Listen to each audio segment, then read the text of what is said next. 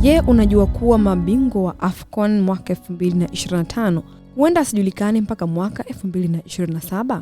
Ni rasmi, shirikisho la mpira wa miguu la Senegal limepeleka kesi nzito FIFA dhidi ya Morocco. Senegal imewasilisha uthibitisho wa kesi yao na sasa FIFA imetoa agizo Morocco lazima wajibu hoja hizo kabla ya Mei 7 mwaka 2026.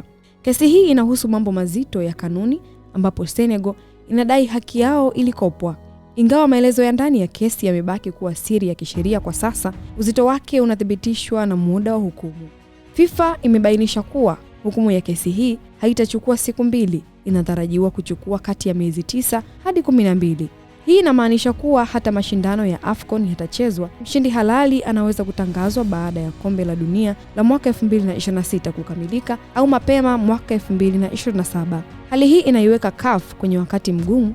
Morocco ambao ni wenyeji wa AFCON 2025 sasa wako chini ya shinikizo la kisheria kujibu mapigo kabla ya hiyo tarehe 7 ya Mei. Kama Senegal watashinda, matokeo ya soka la Afrika yanaweza kufutwa au kuandikwa upya mezani.